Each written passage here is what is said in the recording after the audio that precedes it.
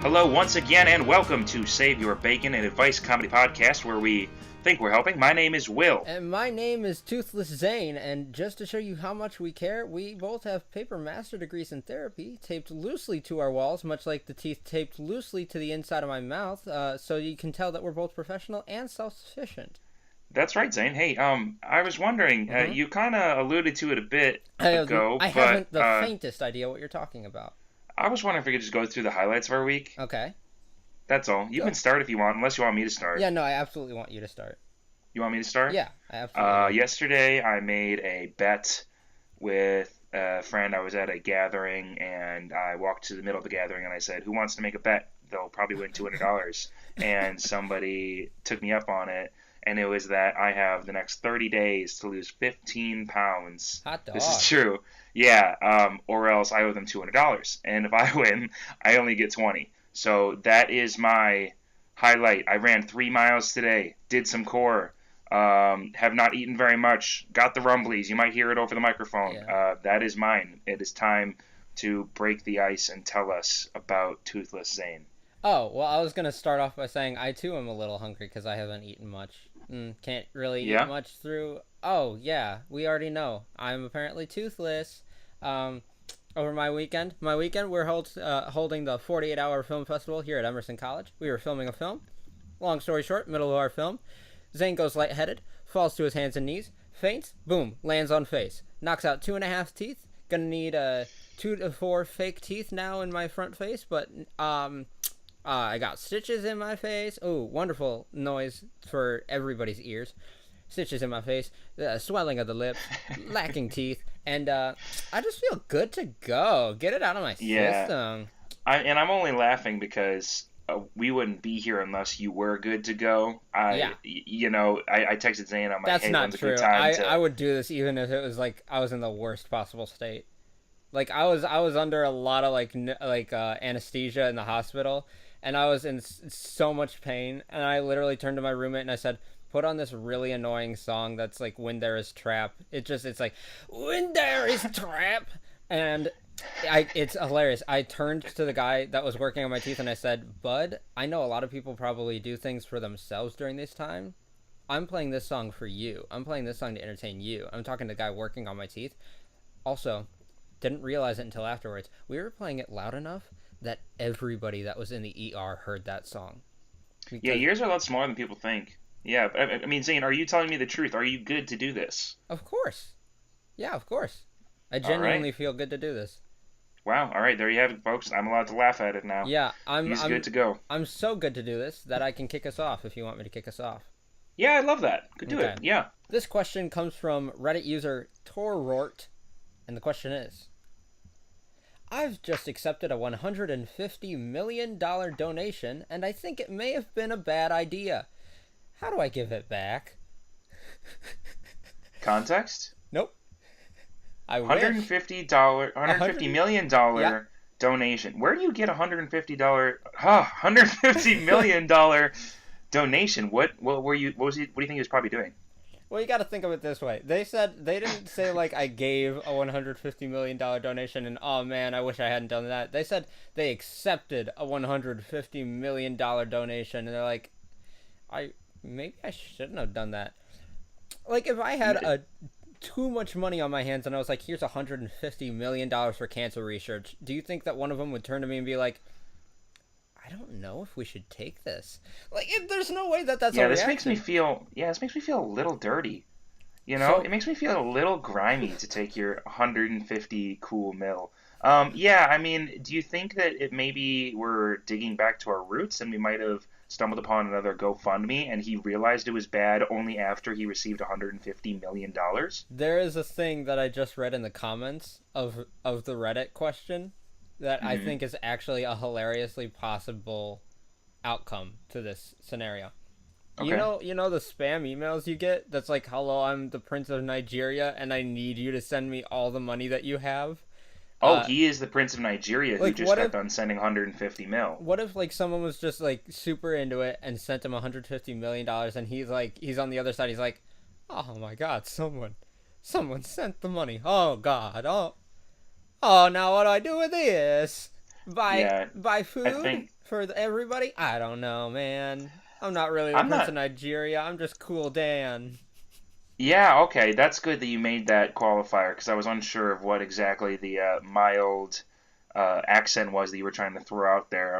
I wasn't sure for a The second. Yeah, I mild mean, accent that I threw out there was I don't have teeth in my mouth. yeah, that's a good accent. I like that accent. It's genuinely you. I think that I've gotten a lot of spam, not recently, more like the 2010 era, Mm-hmm. that says you've won an iPhone, you've won $1,200, press Yeah. here to claim. And I think our user, our question asker, might have just accepted $150 million, Uh-huh. which is super cool, but I understand why you might want to try to return that. Right. Um, yeah, could this be a catfishing scheme? You think, okay, let's just look at the facts. I know from all the catfishing things, like the show and whatnot, that sure, some people like to play with other people's hearts, and some people are like, here, send me like couple $100 so that I can get through whatever. Do you think there is such a catfish scenario where, and you got to keep in mind, they say it's a $150 million donation. It's not like a span, like an annual, a culmination of all the money. It's not like overall. At one point in time, they said, "Hey, honey, baby cakes. I know we have never met before, but would you mind just real quick under the table, maybe under the door, slide me a cool 150 mil, just for some personal stuff, like gas and such. Gas and groceries." And Yeah. and the person looks at this computer screen of a person they've never met and said, "Oh, sure, why not? Sure, why not?" Yeah, yeah. Baby cakes. I'm having a real hard time paying the flu bill Mm-hmm. that I've been getting recently. Yeah, Do you think you could cover that for me? And they say, yeah, absolutely. I don't know your culture. I'm from a different country. How much right, does that cost? of course. It's about 150 million. And I think there was a minor amount of guilt, which is why we get this user asking this question about should I return it? Because flu bills aren't real. It's just that they're from a country that doesn't know about flu bills. Um, if I told you that in Denmark the flu bills were extraordinarily high, would you believe me? Yeah, absolutely. Yeah, I mean, I can see how I would get fished for 150 million. Um, would that I had it? Give me the cool guy scenario here. All right? Tell me you're Mr. Popular, all right? You're Mr. Popular in your state, maybe your country. For All right, some so I'm in my reason. shoes. Yeah. I'm just kidding. I'm in a place that I've never been. This is a fun experiment. Now, all of a sudden, one person just says like, "Hey, I love what you're doing. Here's a cool 150 mil." What Do it better now. what is it Is it that an insult? Is that the guilt? Is it like is Oh, somebody is grooming me and they are giving me way too much of a leg up in life? I need to bring myself down to a point where it is reasonable. It's like the small loan of $1 million. It's not realistic. If you're given $150 million for the startup for your oil painting company, you really don't need an oil painting company anymore, and you kind of lost the passion all of a sudden. dang, son. I mean, it's also kind of just like what Trump's dad gave him like $10 million. He was 1 million. That was the Yeah, reference. I was Yeah. gonna say like, yeah, his dad was just like, here you go, have some fun. And Trump was like, I'm gonna be president one day, and his dad was like, okay, yeah, okay, cool, great. And then he did it, and fuck all, everything is possible. Yeah, that's what I'm saying. And with 150 million, I think that it's kind of a low ball shot to say you're going to be president at that point. Uh huh. Um, and there isn't really much else you can do that's like a bigger point of stature than president of the United States. I mean, Yeah. I don't know. Are there other countries you'd be more proud to be the president of? And you're having a minor guilt issue with the fact that you have too much of a leg up on the rest of us. And I'll tell you what, user, if you're listening, which I know you are, Mm-hmm. um, if you feel extra bad, you can start partitioning that off to the people who have meant the most to you. That means us. I love you, I love you and too, I and I we also love you. love all the money that you have sent us. Yeah, I mean, at this point, by the time you're listening it, I'm sure you're like halfway through typing in your credit card numbers Yeah. into our like PayPal's. But I mean, that's some really good advice. That's about all I Mm-hmm. could think to give at the moment Yeah, I think because I yeah, the end all be all is probably it's just safest to send it over I here. like I totally get the hurt. I just can't relate. So yeah. All right, I'll hit one. This comes from Mac Daddy. Mac Daddy asks, "Hey, So my boyfriend really wants me to be a cat person, and I feel like that is a lot of pressure to put on one person. I have been doing a lot of research and a lot of looking for the right solution, but I think I need your guys' help. I've been watching a lot of Harry Potter, and I think the appropriate answer is a polyjuice potion. Do you guys have the recipe? Yeah. You're super in luck that we happen to have the recipe for a polyjuice potion. Yeah, there are layers here to this question. Do you want to just jump right into the recipe? So this is very important when you're getting into the mix of this. You got to understand this, and you're going to love that I just actually know this. You got to understand. You know the actual polyjuice potion Yeah. recipe? Yep. No way. Yep. All right. It's very complicated. So Well, stick my plan with is me. spoiled. Yeah, I'm ready. Stick with me. This is a legitimate polyjuice potion. Am I gonna have to put the Jeopardy theme song in the background? Hi, my name is Zane. Welcome to my DIY polyjuice tutorial. Today we're making something that makes you look like a cat person. So great! Alright, let's get started. Smash that like button. It's a very complicated potion, and it's going to take a lacewing fly, which doesn't sound real, and I promise it is. You know what shoelaces look like? It's like a fly that has those for wings. Leeches are the second thing, because, anything that can suck out whatever disease is going to be very important. That's just how that works. It's a medicinal type. So you're sucking out the disease in order to get the cat person qualities? Okay. Yeah, because people, leeches are to be convinced that good things are a disease, and therefore they have to suck the good things out of your mind in order to let bad things be considered a good thing within your being. Okay. Fluxweed, which sounds a lot like flax seed, but it's exactly what it sounds like in the terms of... It's like a baking powder, baking soda sort of thing. It's whole grain, but don't get them mixed up. It's whole grain Kush. Okay. Whole grain Kush. So you're gonna need to Is it good if I just write down whole grain Kush? Is that what I'll find it under? Whole grain Kush, yeah. You can find it at any Whole Foods. Cool. Yeah, keep going. Perfect. All right. Not grass. Which I know that does sound like I just said. All right, all these things. Do not put grass not in. Grass. Don't put grass in there. No, it's literally grass in a knot. Wait, now hold on. I found something. I found spicy Kush salad. Spicy Kush salad. This simple and delicious salad features the whole grain Kush, aka Bulgar, or cracked wheat. Hold on, cracked wheat is called Kush? My life has changed. Hold on. Good whole grain Kush. Google. Good whole grain Kush. Good whole grain Kush. Healthy grains you should try beyond quinoa. Sorry, keep going. The next thing you're going to need is a powdered horn of a bicorn. And I know what you're thinking. Zane, is that a deer? No. Oh, wow. It is a. It's like a double barrel versus like a over under sort of shotgun, right? Sure enough. If it looks like the double barrel shotgun with left and right, it's a deer. Yeah. And if it looks like the under over shotgun, this is weird. I'm not even a gun person. Then it's a bicorn. Yeah. That's a better analogy. I like that one. Bicorn. Yeah, except both of the horns are straight and on top of the head. No nose horn. If it's got a nose horn, you're making the wrong posh, okay? Okay, keep going. Right. Now, this is going to sound a little gross, but this is actually how this goes down. The final things that you're going to need is the shredded skin of a boom slang, as well as whoever you're intending to turn into. So, you're going to need... you're going to need the shredded skin of a boom slang, which is really simple. It's just a boomerang that's really up to date with the 2019 trends. Mm-hmm. And a bit of whoever you're intending to turn into. Now, you didn't say, you want to like cats, so it's not a bit of a cat. You said you want to become a cat person. So you're going to need a little bit of a cat person in there. Yeah, we're entering furry territory here, for sure. There's a girl in Always Sunny in Philadelphia that literally starts to have the surgery to turn into a cat. She purrs, she gets the whiskers, she gets the tail, she gets everything. That's kind of what you're wanting at this point. You want a bit of a literal cat person. Not someone that likes cats, a little bit of a cat person. Like how Batman is half bat.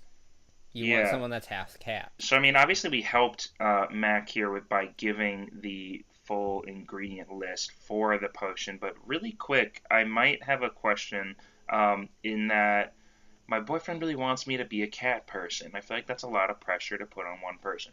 Now, is there any chance in any world, possibly, that they could actually be talking about the idea of cat person versus dog person? No. It's a stretch. Oh yeah, me neither. Okay, cool. Let's move on. You got any questions? Okay, this next question is from Twitter. It's from Harrison Gerard. You gotta say hi to Harrison. This is Wow, wonderful. hi Harrison. Long time no talk. The question, even though it's on Twitter, says, "Dear Yahoo Answers." What? Yeah, dear Yahoo Answers. How do I choose my outfit when I become a ghost? Is it what I died in, or do I get to pick? Thanks, Harrison. Oh man, see, I have some real insightful answers on this. Mm-hmm. On it, like this is gonna get theological, and then it's not. Ready? Yep. So I've been arguing, not arguing. I've been thinking a lot about like, man, what does afterlife look like? Mm-hmm. Like if you believe in like God and all that, and like you're gonna be reborn, Right. you're gonna be in like this idealized form of yourself, and that's like real cool and all. But yeah, what do you wear? Is it the favorite sweater you had when you were 6 years old, Right. like blown up to a size Not that fits even. you better? Not even. Are you yeah? Are you wearing like the Batman undies? Parts? What if? Hear me out. What if you had all of your ideal parts, but like when they were? So like you had like the sweater from when you were 6, the size of when you were 6, but you were your 21-year-old self, and you had your cool grandpa pants of when you're like 90, and all of this. And you know what? You're just thinking like, we're on Cool Earth, Planet Ghost, and this is P Chill. We're roaming around as ghosts in our favorite little comfy clothing. It's a little. I'm not trying to complain. Don't get me wrong. Ethereal Plane. I love being a ghost. It's pretty awesome, pretty chill. I can go wherever I want. I kind of wish I could buy a new shirt. Is there like a Ghost Urban Outfitters? Yeah, is there a local H&M that I could stop by that sells to the ethereal market? What is the word I'm looking for? Ethereal Postal. Yeah, that works too. That's not at all what I was going for, but I like that. That's a really good pivot. Yeah, I mean, here's a question. Forever and ever 21. Forever 21. Yeah, forever and ever and ever and ever 21, because that's how you died, and that's what you want to look like, so you're forever 21. I think, whoa, that could be just a really deep allusion to what you're going to look like. I now now my brain has gone deep into the zone, all right? I'm 21. The first thing I did when I was 21 was I walked into, and I'm not kidding about this, I walked into a Forever 21. I've had this plan since I was 16. I walked into a Forever 21, and I walked out and I said, yes, now I am Forever 21. Forever! It happened! What if Forever, because I didn't buy anything, so I don't know. What if Forever 21 is just for ghosts? I mean, they have a pretty good male section. I mean, do you think that they had this idea that only girls turned into ghosts for a long time, and only like recent reformed theological beliefs led them to making like men's clothing because they knew that guys also became ghosts? I do think that. I'm just 100% on board with you. I do think that. This idea of having like 6-year-old clothes and 9-year-old clothes like throughout your whole life and stuff like that just sounds like a really dope expression of who you were, and it's just like you just look at that ghost and you're like, that's a storybook right there. Like what? I don't even need to talk with them. I know it's hard to communicate, and they have to like build up their like mana or whatever in order to speak with us. All the energy levels need to be in their prime conditions in order to say like woo for like a half a second. But like if you could just get a flash of how they look and get like a pic of them, you'd probably, that's all you really need, because you're seeing all phases of their life. You see the earrings when they had that one experimental phase. You see the mullet, and like that's it. And you see the leather jacket over the whimsical dinosaur shirt that they wore when they were 2. And man, is that thing stretched out. But it's just like a whole novel of who they were. That's just a cool concept. You know what I like, and I want to throw this out there before I forget it. Obviously, if you can pick whatever you look like and whatever you're wearing as a ghost, there are some pretty hot ghosts. That's just a fact, Jack. Who is the ugliest ghost? Who is the ugliest ghost? Like their favorite of all of their being and all of their time on Earth and all of their favorite clothes and favorite hairstyles and everything, and yet they're still the worst looking of ghosts. Probably Freddy Krueger. Probably Freddy Krueger. Most likely Freddy Krueger. Most likely Freddy Krueger, if not just Steve Bannon when he dies. Whenever that happens. Sylvester Stallone, the way he's heading, that's not any good news. That's gonna be...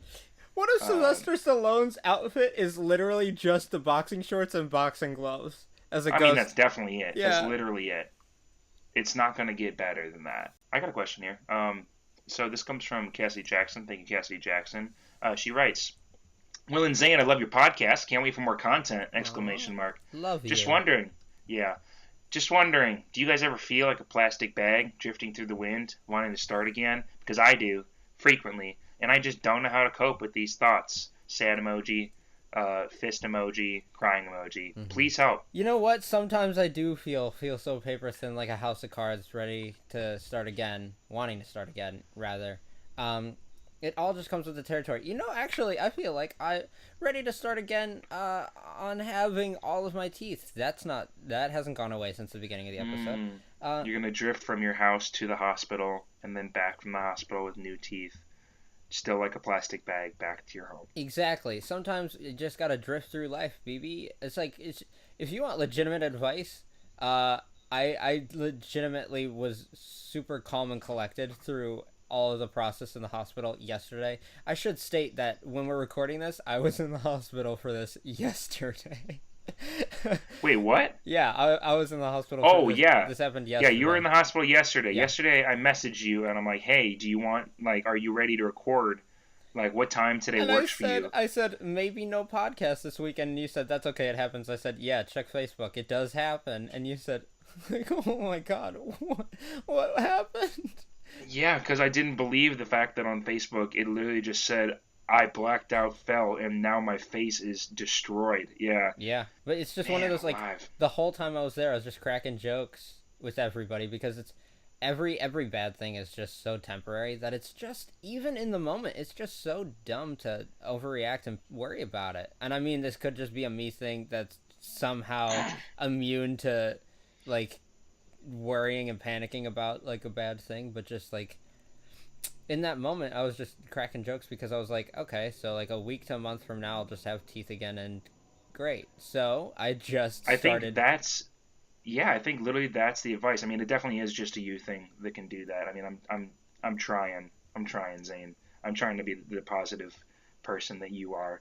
But I mean, you're not my only role model, and the others are way more cynical. No, but actually, that's some really good advice. Crack some jokes, non-ironic jokes. These aren't self-deprecating jokes. These aren't I'm making fun of the situation jokes. These are some, man, this situation is going to be so funny in 6 days when my teeth are back. Yeah, you got to think about it the way and I love that we're giving you my example to help you get through this question.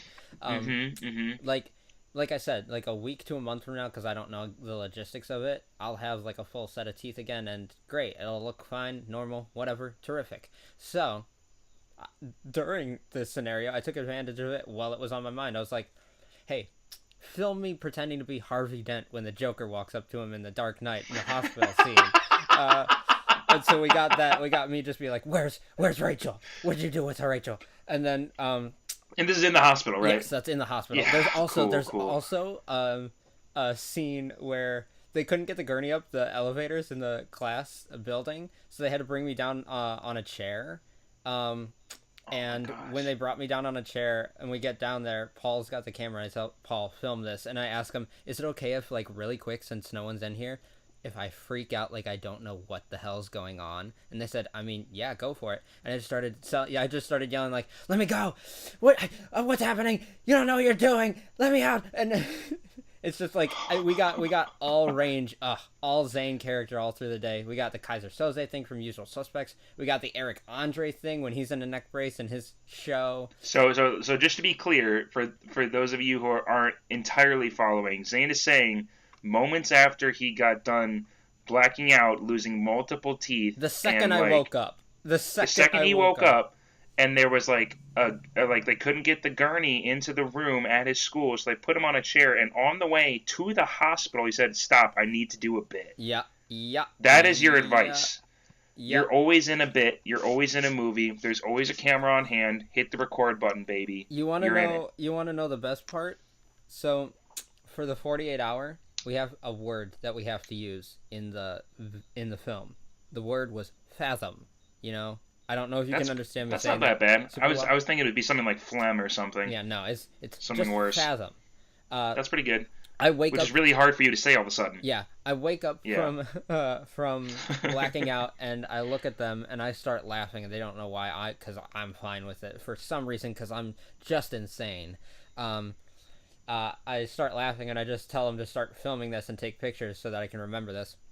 And then my roommate's girlfriend's like, "Hey, say the word while you're on the ground," and then they just. They just filmed me, and I just look at them with like my bloody mouth, and I just say fathom, and then I said, wait, do it again, and then I looked. Wait, one more time, hold on. There's not enough blood trickling down my chin. I looked at the camera and I just said, I can't fathom this happened. Oh my gosh! So hey, the next time you're feeling like a plastic bag, just do what Zane does. I mean, that's why you're writing in, right? I mean. We're idols and all, and we understand that you need basically our lifestyles to be inserted into your life in order to succeed. Yeah. And so the way that we're going to do that this time is by telling you, have a camera on hand, be willing to make some unironic jokes, throw some Eric Andre references in there, I think. Yeah. Don't be afraid to take multiple takes. I think there are a lot of good metaphors here. I'm pretty sure that I'm hitting. Also, if you want us to be better role models, you can do like the Nigerian prince is gonna do, and you can just send us like a couple mil as a sweet donation. That'll obviously that won't go unnoticed. That'd be sweet. That might help too. I mean, yeah, one way or another. Yeah, that sounds pretty good. So we're at the middle part here, and we just wanted to let you know a couple different things that you could do in order to check us out. You're obviously here, but you might not know the other ways that you could get here. And to get here, you can go through Apple Podcasts, Spotify, and YouTube. We're on all of them. And on different places, you can do stuff like subscribe, follow, get notifications, write a review. You can download the episodes. That's a great way that we know that you have trafficked through us, and we appreciate that. That was some bad wording. Okay. Yeah, rate and review us. We love that crap. I mean, anything you can do to interact with us, we love. Send in your questions. Zane, tell us about sending in questions. Yeah, so I'm going to do this to my best ability. If you can't understand me, then hopefully we'll reiterate what I'm trying to say. But yeah, we'll put subtitles on this podcast so you can read it. Exactly. Closed captioning. Perfect. Yeah, our entire podcast runs off of you guys. The entire episode cannot exist without you guys sending in questions. You can always. I'll also do American Sign Language just below. Yeah. So you can read it that way in case you're having a hard time. We'll also do video. Just, you know what? Why? Screw it. All right. You could email us your questions at saveyourbaconpodcast@gmail.com. That is saveyourbaconpodcast@gmail.com. You can also DM us or message us on Twitter or Instagram at Zane and Will. It's the same for both accounts, for Twitter and Instagram, Zane and Will. And you can use the hashtag SaveYourBacon or hashtag Zane and Will on any social media platform so that we can find you, get notifications, find you quicker and easier.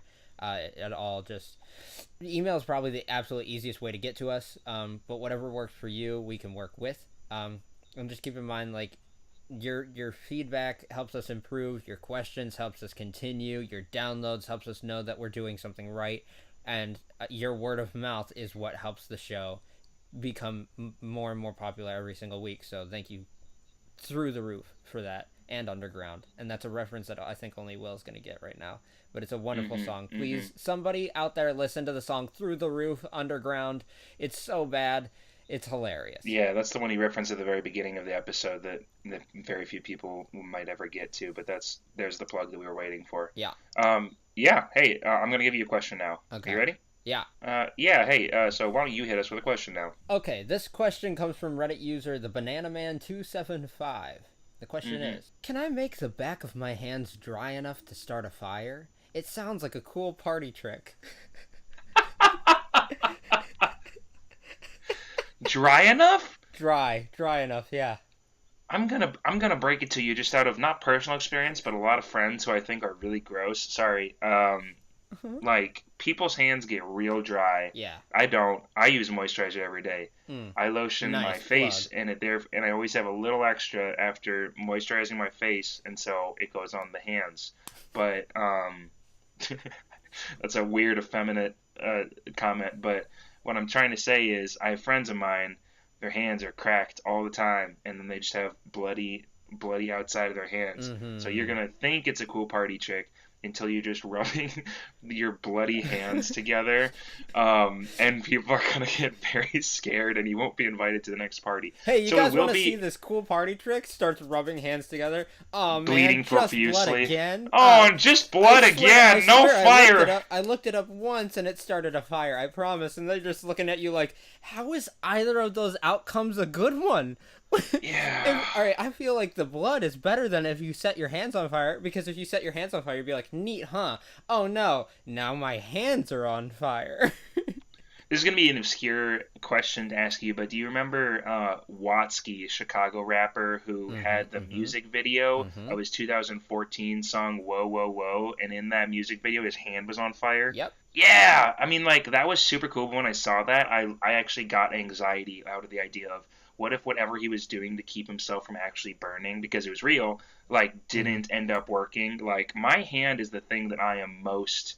My hands are probably the thing that I am most self-conscious about really damaging, as you are also a piano player. Yeah, but I'm more concerned about damaging my teeth. God knows what would happen if that happened. That would really suck. You have nice teeth. You have a beautiful smile. Okay, fuck you. Move on.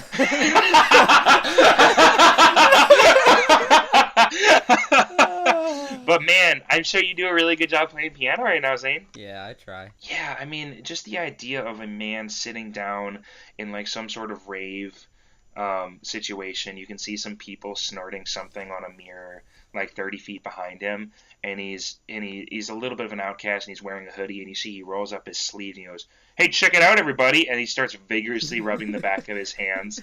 If you start the fire, you're still not a good guy. It's not like, dude, remember when he started that house fire with 60 people crammed inside the home? 28 survived, like... If you leave that situation, you're like, yeah, man, sick night. That was a night to remember. Yeah, I mean, it's a really cool trick once, and that's what I'm gonna remind you. It's a really cool trick once. Also, the blood, I mean, right crowd, that'd be a cool trick once too, I think. Speaking of cool trick once, did you know that we've done the set your hand on fire thing for a sketch before, Will? Have you? Or have we? What are you saying? No, not us, sorry. I don't remember it. But Andy and I. So set your hand on fire? So people that don't know Andy that well, he's been in a lot of my comedy sketches. Best way to describe him, blonde hair, glasses. He's in all the A&Z shorts. He makes the g noise a lot. So in the sketch Campfire Anonymous, we're all saying blah, blah, blah. Roasted marshmallows, whatnot, even though we're not really supposed to because we're there for anonymous campfire usage. I'm cooking a marshmallow over the fire. Fire burns the marshmallow. I ask Andy, hey, is this okay? He touches it with his hand. His hand bursts into flames. He just starts shaking it off. And he's like, yeah, it's pretty good. And then that's the whole bit with his hand being on fire. There's even an outtake where we do it first time where his hand doesn't go out for a long time, and we're like, oh shit, it's not going out. And then he gets it out, and we're just like, dang, dude. The secret to doing that, apparently, if you cover your hand in hand sanitizer, and no way. I'm not suggesting to this man that he do this. No, gosh, this is a terrible. Okay, but, like, you can do for this. The kids at home. Do not cover your hand in sanitizer. Just let you know. No, I think it's better actually to mention it so that he's like, all right, at least so I'm doing this because like there's like a layer between my hand and whatnot, instead of just setting my hand on fire. Okay, I was trying to think, did you like do like some sort of special effects, but you actually set his hand on fire? It's if you cover your hand in hand sanitizer. What? You can light, because it lights the hand sanitizer on fire, and like you can shake it off, and it doesn't light your hand on fire. Like it doesn't burn you. Yeah, at all. It's like, it's obviously risky because if you don't shake it off, then yeah, it'll start to burn you. But like, it's like if it stayed for about 5 seconds, you'd be like, oh, that's getting hot. But like, if you just light your hand on fire and then shake it off, you're good. That I literally just learned something in this moment. So, new parlor trick for the adrenaline junkies out there. Don't actually do this, but you could put a lot of hand sanitizer on your hand. Just drench that sucker. And you're gonna have to walk into a group of people There's going to be a circle talking, and they all know each other, and you don't know them. And you're going to say, "Excuse me," and you're going to walk into the middle of the circle, and it's going to get quiet as you take out a very large bottle of hand sanitizer from your, your kavu, and you start just pumping over and over again onto your hand before you take out a lighter, and you're going to get a couple gasps, but you're going to start waving it around, and it's again another really cool trick that happens once. But that might, weirdly enough, answer your question. You don't understand how happy I am to help. Yeah, hey, okay, I have a new one. Annie Wagner asks, question for the podcast. I have a problem where I say certain phrases such as, man alive, that's where I literally get that from. I get it from this person. Too much that I annoy those around me, and I even am starting to annoy myself. I want to stop saying this, but it's become a habit now. Is there a way I can classically condition myself to stop saying that? Yeah, what I was saying for a second there is that, and this is Will again, this is not Annie speaking, sorry if that was confusing. Whoa. Whoa, hey, didn't see you there, Will. I thought you were Annie. Annie says man alive so much that I started saying it back to her to let her know how much she says it. So she'll say man alive, and I say, yeah, man alive, am I right? And now I've started to say it. I've already said it once in this podcast, non-ironically. Yeah. So I could also use this. Zane, podium is yours. When it comes to saying certain things that get stuck in your head, everybody's got at least one that they say way too much. And what's yours right now? What's mine now? Yeah. I can't wait until my teeth are back. That's no. No. I'm such a terrible person. Good guess, though. Holy moly! No, I'm staying in. I'm turning on my microphone because I'm screaming into my microphone. Oh my gosh! Podcast. Good for you, bud. All right. Everyone gets to see your shame. Yeah, I'm turning dumb. My go-to one right now, you know it, and you also love it. It's because of the 7 benefit of water picture. The amount of times I say big taste. Yeah. Zane showed me a. Because there's a picture from a guy who makes fake toys, and he made a fake little thing called the 7 benefit of water, and number 3 of the benefits of water is big taste. And just picturing someone buying water because of the big taste has never stopped being hilarious to me. And so, just anytime that like something great happens now, I say big taste. You've been saying that? It's like, I just found $100 on the ground. Ooh, big taste. And it's like that's a big taste right there. Like yeah. I know people say big mood, and that one kind of annoys me, but big taste is so completely wrong that I love it. Like big mood sounds like you're just like you have a large mood, great. But like for some reason I've got a big taste for what's happening. That sounds not at all possibly correct.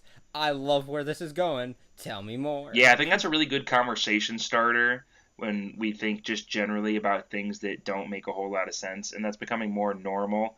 But man alive is a pretty common phrase, and you don't really get many, like second looks when people say that. I think is the only difference here. For something that is much more mundane that annoys me, I know that like when I was a kid, because we weren't allowed to say any swear words like gosh darn it. I can't believe you tamper and like taint. No, I can't believe you taint the sanctity of this podcast. No, I know. My parents would really crack me down on that. You can bleep that out actually. We have the technology, but my parents told me I couldn't do that anymore because it was too vulgar. This is actually, and I think I was 10, and so I started saying rats a lot. Yeah. And rats isn't a cool phrase. Not at all, but yeah. Rats doesn't really get you where you need to go. But I said it a lot, and it was every mild inconvenience was rats. I don't remember exactly how I got myself out of it. I think in the same way that Annie is saying, I literally annoyed myself out of doing it. So maybe you need to continue saying it to answer everything until you drive yourself mad. You're absolutely right. This is a legitimate fix, and it sounds like a joke, but it's not. The more you say something, there's the sooner you'll start to become self-aware that you're saying it, and obviously you start to hate it once you know that you're saying it.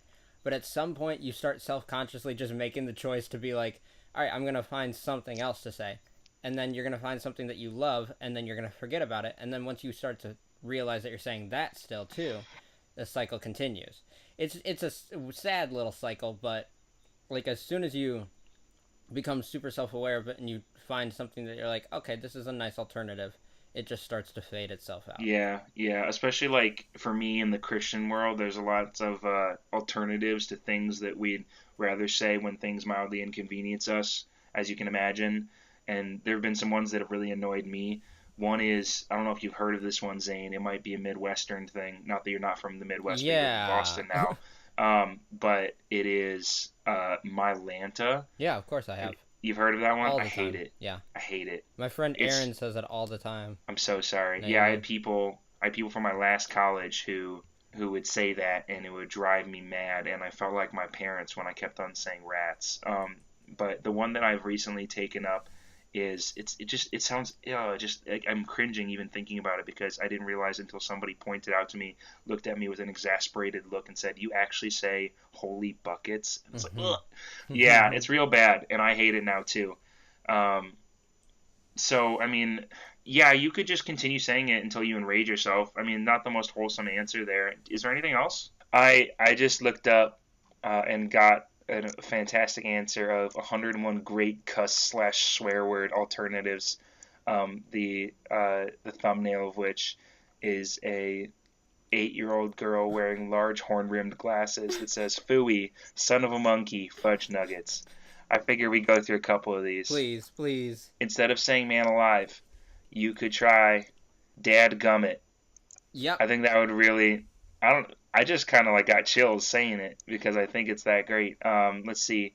You could start saying "God bless it," not "God bless you," not like a sneeze. Yeah. Like "God bless it." I think that's wholesome. I think that's sending the right vibes that you're looking for.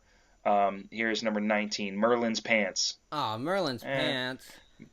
Merlin's pants. My polyjuice potion didn't work. Ah, Merlin's pants. Merlin's pants, exactly, yeah. Edit that in so that we say it at the same time, thanks. Cheese and rice. Yeah, I mean, the right idea, I just can't really see it. Number one, literally number one that they put here, I grazed over this. It is Schnooker Dookies. I don't like that. What? I'm gonna be honest, Andy. That Don't sounds... take literally the number one thing. That sounds like terrible. That sounds like the worst possible swear you could imagine in like German. Yeah, it really does. That sounds awful. I love it. Schnooker Dookies. Dookies. Yep, it's not Dookies. It's probably Dookies. Yuck foo. Poopy. William Shatner. That's not very good. What? Why did William Shatner come up? I'm gonna give you one more, and I'm gonna find what's the best one here.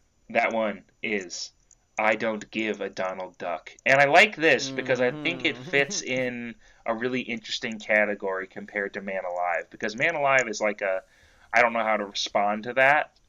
I think, like somebody's like, yeah, my mom just got a debilitating disease. And you go, Man Alive, I don't know how to respond to that, right? I think that's what's happening here. But you say, man, my mom just got a debilitating disease. And then you respond with, I don't give a Donald Duck. Yeah, that's why I like this. That's why I think it matches. That's why I really enjoy this. This comes from WeHaveKids.com. I think this is probably, which is also probably relevant to us and Annie as well. I hope you are able to employ I don't give a Donald Duck into your new vocabulary. You're welcome. Hey, you want me to give us one to end on? That sounds really good. This last question comes from Reddit user Christopher23, and the question is, what would happen if I squished an entire loaf of bread in a vise and ate the ensuing slice, in quotes, in a couple of bites? There's an explanation. Would it expand in my stomach, and would I become really full or bloated or sick?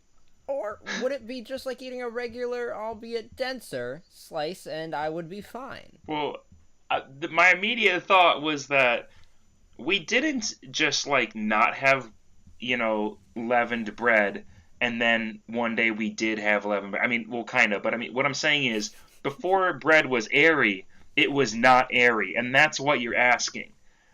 We've come full circle in the idea of, instead of we were first we said this bread is flat and this bread is bread because it was the only bread they knew, but then the bread was not flat, and then we had to say this bread is leavened, this bread is not, because one, got big. It got poofy. And over time now we have forgotten so dearly, we have fallen astray so far that we don't know that if you flatten airy bread, you just get the original form of what bread used to be. Let's take a moment of silence. I want you to edit in 45 seconds of silence here. Ready? You want me to edit in? Like, we could have just taken 45 seconds of silence. I couldn't handle that. But I do also like the idea here of, what did I just, idea here of, I smush the bread with a hydraulic press, and then after I put it into my stomach, it makes me into the Pillsbury Doughboy. Except when I won't laugh when you poke me in the stomach. Both ends will pop. Yeah. What I want to know is, how much bread do you like to eat? Like, are you really gonna be happy if you ate what tasted and felt like the consistency of an entire loaf of bread in one sitting? Like, if that happened, I don't think it would like bloat up. Like, if it didn't bloat up when you were eating it, I don't think it'll bloat up once it's been eaten. But like, when you ask, that makes too much sense. When you say, yeah, right. when you say, would you be fine? That's kind of a you thing. Like, would you be fine with that? Would you be like, oh man, this bread costed quite a bit, and I could have saved it for the winter? Do you remember those dinosaur pills? And that sounds really weird to say like that if you don't know what I'm talking about. Those pills that you would buy from like the dollar store, that you would, they're like little like colorful capsules, and once you put them in like the bathtub or in a glass of water, the capsule falls away and the sponge that is inside starts to grow into a dinosaur. Yep. Do you remember that? Yep. Yeah. Yep. It's just like that in bread form, and I think this could actually be a really cool marketing thing if you could find a way to rehydrate the bread. I think that's what you do it. You call it dehydrated bread. Yeah. And with the liquids inside your stomach, you get this really cool, just like, let's say you're a girl is very thin, and you don't want to show off and like flex too hard on the people you're going to be hanging out with, and so you want a larger stomach or something. Right. Maybe you want to fake a pregnancy. I mean, that's a little out there. Maybe you are a man and you are intimidated by your friends' beer bellies, and you need to just step up the game. Yeah. You Maybe buy you're a couple man of, and you also want to fake a pregnancy. Yeah, you are a man and you also want to fake a pregnancy. I think you buy these little pancake, maybe cube-shaped things. I mean, if it comes straight from the press, it's probably going to be pretty flat. It looks like pita, but don't be fooled, because this is going to really get big in your tummy. Your tummy's going to have a party, is what we're trying to say. And what we also need to say is make sure that when the bread gets down to the party, it's not trying to set its goddamn hands on fire. Yeah, that really came round circle, roundabout, to where we need it to be full circle. Yeah. Zane, I just took my eyes off of my own face, since I can't see yours, since you decided not to use your webcam. Because you said it looks like you got into a horrible car accident. But I looked over at the wall for a moment at my master's degree, and it looks like the tape is falling. Oh, okay. Geez, so maybe we should just get back to the podcast next week. I mean, I can't really do it without. Hold on, I'm gonna go look for some tape. We should probably come back next week. Yeah, okay. Well, thanks for tuning in this week, folks. This has been Save Your Bacon, and we'll see you next Monday. Have a wonderful rest of your day.